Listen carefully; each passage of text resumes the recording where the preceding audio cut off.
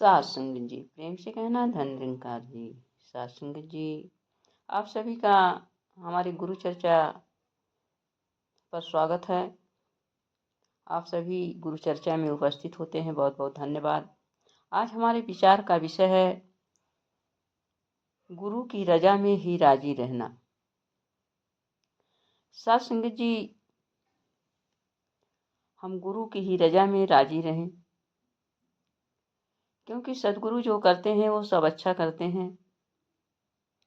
संतों ने कहा है गुरु का भाड़ा ही सबसे उत्तम है। जो कुछ देवे सो कुछ खाके, शुक्र मनाना गुर सिखी। सात संगत जी, यानी सदगुरु की जैसी भी इच्छा हो उसी में हम चलते जाएं, उसी को हम सर्वोत्तम माने। पवित्र अवतार वाणी में सदगुरु बाबा जी कह रहे हैं, इच्छा माने निरंकार की, सदगुरु पर विश्वास करे। का अवतार सदा हो सुखिया, देव लोक में वास करे।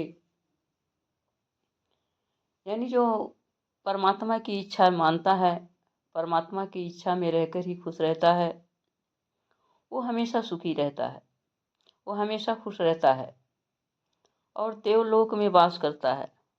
अर्थात सत्संग जी, उसके पास दुख फटकता ही नहीं है, क्योंकि उसका मन जो होता है ये स्वीकार कर चुका होता है कि जो परमात्मा कर रहे हैं वो अच्छा होगा। सबके भाड़े शरबत का भला, यानी जो परमात्मा कर रहे हैं वो अच्छा है और आज भी अच्छा है, कल भी अच्छा रहेगा। उसे दुख किस बात की? दुख तो हमें तब होता है जब हम मन के मुताबिक चलते हैं और हमारा काम हमारे मन के अनुसार नहीं होता है। सत्संग जी, जब हम परमात्मा की इच्छा को स्वीकार कर लेते हैं तो हमारा मन जो है नीचे हो जाता है, परमात्मा की रजा में हमें जीना आ जाता है।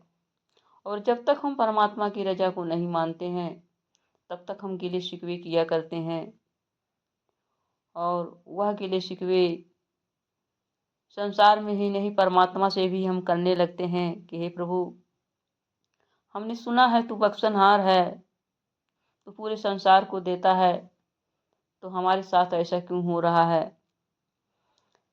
हमारे साथ ऐसा क्यों हो रहा है? हमारी इतनी कड़ी परीक्षा क्यों ली जा रही है?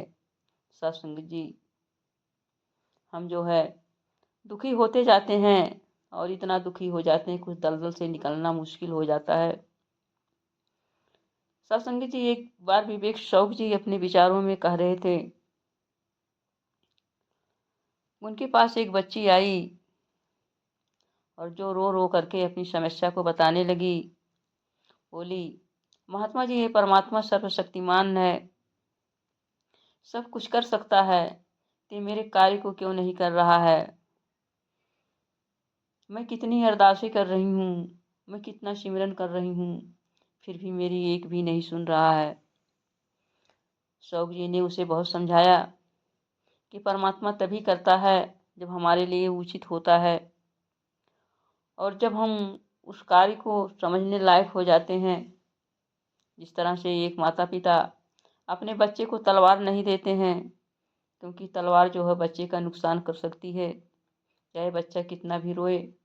वही बच्चा जब बड़ा हो जाता है तो उसके हाथ में तलवार भी आती है, बंदूक भी आती है। इसी तरह से हमारे लिए भी जो उचित होता है, अर्थात जो चीज़ हमारे लिए नुकसानदायक होती है, परमात्मा हमें नहीं देते हैं। जब हम उस योग्य हो जाते हैं, हमारे अंदर क्षमता बढ़ जाती है, तो परमात्मा देते हैं। सत्संग जी, बहुत समझाने के बाद भी बच्ची के समझ में नहीं आया। बात आई गई हो गई। वही बच्ची एक दिन महात्मा शौक जी से फिर मिली। बोली, महात्मा जी, उस दिन आप मुझे जो बातें समझा रहे थे और आपके समझाने के बाद भी मेरी समझ में नहीं आ रहा था, वो बातें मेरी समझ में आ गई। शौक जी ने कहा, बड़ी अच्छी बात है, कैसे समझ में आ गई, किसने समझाया? बच्ची बोली, मैं एक दिन टीवी पर डिस्कवरी चैनल देख रही थी, उसमें दिखाया जा रहा था भेड़ का एक छोटा सा बच्चा मेमना वो कटीले तारों के बाड़ में फंस गया और जो है उसमें चिल्ला रहा है। जैसे ही थोड़ा सा निकलने की कोशिश करता है तो उसकी चीख निकल जाती है, क्योंकि ये कटीले तार जो हैं वो कांटे जो हो उसके शरीर में चुभ जाते हैं। सत्संग जी, किसी ने उस मेमने के मालिक को सूचना दिया। मालिक आया, उसे देखा, निकाला नहीं, घर चला गया और थोड़ी देर के बाद फिर लौटा तो हाथ में तारों को काटने वाला कुछ कटर लेके आया और फिर देखा और फिर दूर से आहिस्ता आहिस्ता तारों को काटने लगा। जब उसने तारों को दूर से काट लिया और देखा कि अब बच्चा जो है तारों की पकड़ से ढीला हो गया है और तब आहिस्ता से निकाल लिया। सत्संग जी, इसके पहले अगर वो बच्चे को वैसे ही तारों में फंसे हुए वैसे ही खींच लेता तो बच्चे की चमड़ी निकल जाती और क्या हालात उसकी होती। इसी तरह से सत्संग जी, बच्ची बता रही है थी कि हमारे भी समझ में आ गया कि हम भी ऐसे कटीले तारों में फंसे हैं, जो कि अगर परमात्मा इसमें से सीधा निकाल लेगा तो हमारी भी उसी तरह से चमड़ी छिल जाएगी। इसलिए ये जो है परमात्मा हमारे आगे पीछे जो बाधाएं हैं उस बाधाओं रूपी कटीले तारों के बेड़े को काट रहा है और उचित समय आने पर हमें वो मिल जाएगा, हमें निकाल लेगा।